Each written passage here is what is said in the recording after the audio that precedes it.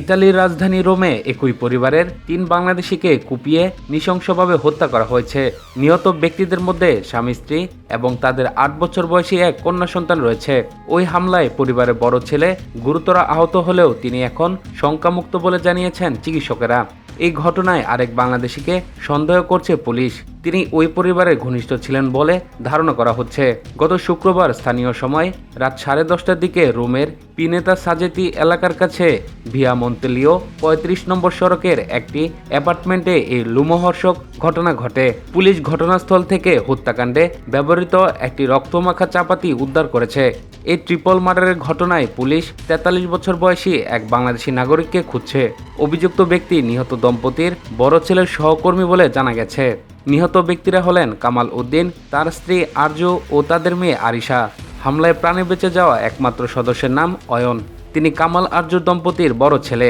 পিঠে ও শরীরে বিভিন্ন স্থানে গুরুতর আঘাত নিয়ে তাকে রোমের একটি হাসপাতালে ভর্তি করা হয়েছে। চিকিৎসকেরা জানিয়েছেন তিনি বর্তমানে আশঙ্কামুক্ত। আগামী সপ্তাহে নিহত ৩ জনের মরদেহের ময়নাতদন্ত সম্পূর্ণ হবে বলে রোম পুলিশ জানিয়েছে। সন্দেহের তালিকায় যিনি পুলিশ ওই হত্যাকাণ্ডের প্রধান সন্দেহভাজন হিসেবে শাহাদত হোসেন নামে এক বাংলাদেশিকে চিহ্নিত করেছে।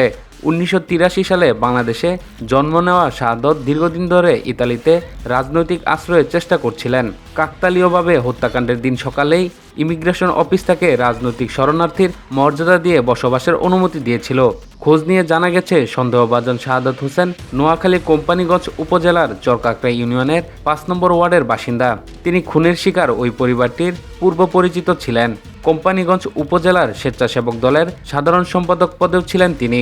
হত্যাকাণ্ডের আগে সন্দেহভাজন শাহাদত হোসেন ফেসবুকে লিখেছিলেন, একজন মানুষ শুধু নিজে একা মরে না, নিজেও মরে, অন্যকে মরার মতো করে রেখে যায়।